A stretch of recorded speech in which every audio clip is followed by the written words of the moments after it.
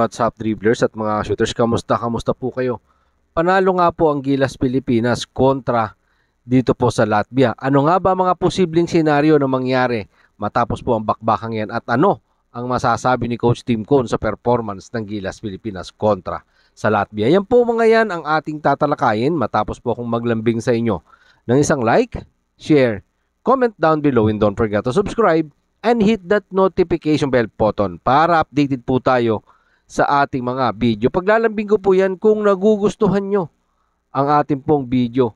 Mga shooters, nagawa nga po ng Gilas Pilipinas ang isa sa hindi malilimutang panalo sa mundo ng basketball. Ito nga po ay matapos nilang talunin ang host country na Latvia.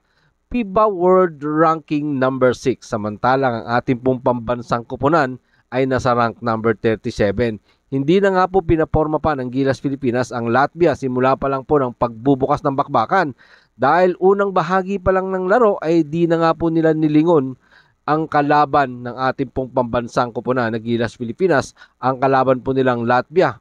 Matapos pong nilang iuwi ang matamis na tagumpay, 89-80. Ang maganda nga pong panimula ng Gilas Pilipinas ang naglagay sa ating pong pambansang kupunan sa pagpasok nila sa semifinals para sa inaasam na Paris Olympic Games. Kailangan lang nga po ng Gilas Pilipinas na talunin ang isa pa nilang assignment, ang rank number 23 na Georgia. Mamaya na din po yan mga shooters, no? Sa ganap pong alas 8:30 ng gabi. Philippine time po yan mga shooters, ha.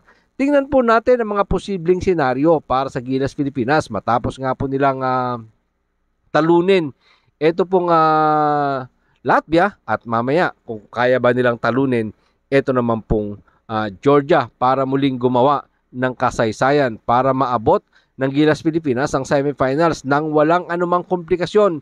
Kailangan lang nilang manalo sa huling laban kontra sa Georgia para po maitala nila ang 2-0 win-loss record para makuha ang top seed po dito sa Group A ng Olympic Qualifying Tournament. At kapag nangyari po yan, maging 2-0 sila, makakalaban po nila ang number 2 seed naman po sa kabilang bracket sa Group B na pinaglalabanan naman ng Brazil, Montenegro at ng Cameroon. Pag natalo ang Gilas Pilipinas sa Georgia, magtatabla po silang tatlo sa Group A na mayroon po silang pare-parehas na kartada, 1-1 win-loss record. Under po ng FIBA rules, ito po yung ating pag-uusapan mga shooters. Under the FIBA rules, ang ranking ay makikita sa pamamagitan ng tiebreaker kung saan ang pamantayan ay ang point difference mga shooters sa pagitan ng 30 kupunan. Sa ngayon, ang Latvia po ay may plus 19 points sa pagkakaiba ng bisa ng kanila pong 83-55 na panalo laban po sa Georgia. At ang 9-point na pagkatalo sa Gilas Pilipinas, bigyan po natin ng simpleng paliwanag mga shooters para hindi na po maging komplikado pa. Pag nanalo ang Gilas Pilipinas sa Georgia, sure na haharapin nila ang number 2 seed sa Group B. Pero pag natalo ang Gilas Pilipinas sa Georgia mamaya na ang lamang ay 18 point pataas, laglag pa din po ang ating Gilas Pilipinas. Kaya napaka-importante ng laban nila against Georgia. Kahit isang puntos lang ang lamang nila, basta ang mahalaga po ay maipanalo natin. Yun po yung pinakamahalaga. Pero kung matatalo naman ang ating pong Gilas Pilipinas sa Georgia na ang lamang ay 18 points pababa, Gilas Pilipinas pa rin ang papasok sa semifinals. Makakalaban naman nila ang number 2 seed sa Group B.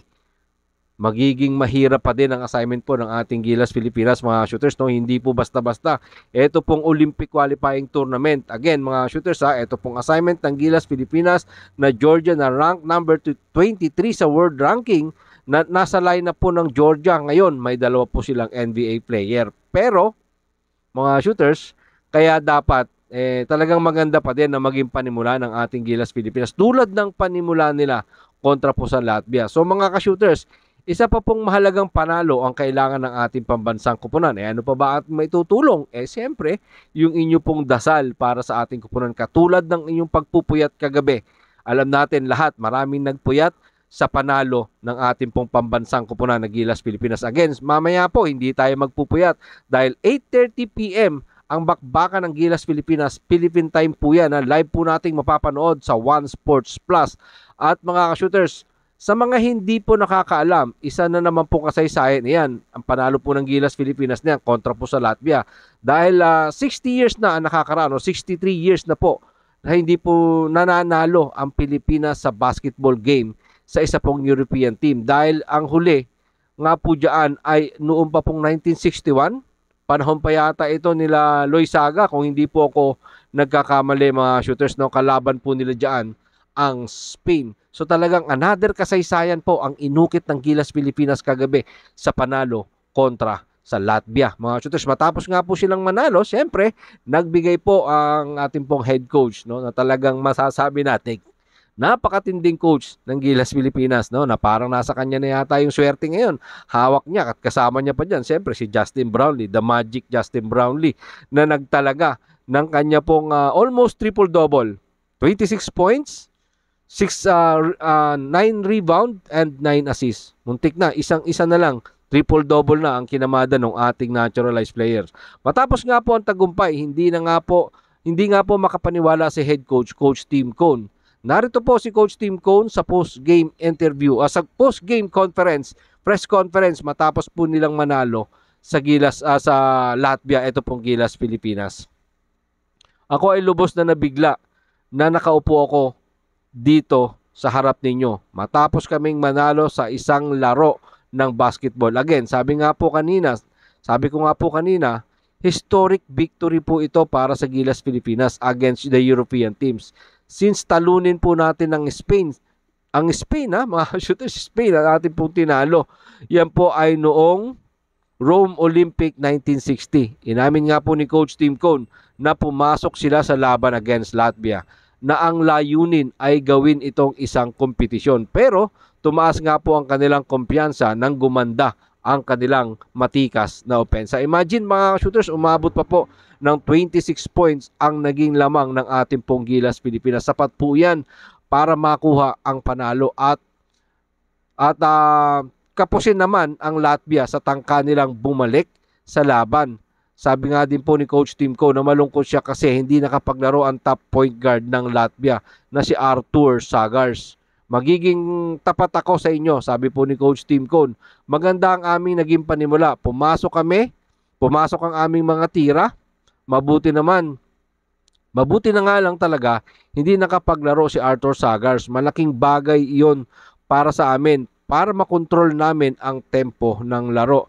At talagang pinuri ni Coach Tim Cone ang kanya mga players na maganda ang naging depensa at balancing opensa ang kanilang pinakita. Patungkol naman daw po sa laban kontra sa Georgia, ay napanood naman na daw ni Coach Tim Cone ang mga tape, no, ng Latvia at ng Georgia. Ganon din po yung laban mismo na live ng Latvia at ng Georgia. So mga shooters, inaasahan po natin na magbibigay at magpapakitang muli ito pong ating kupunan na Gilas Pilipinas mamaya sa laban kontra sa Georgia. Sama-sama po nating bantayan yan.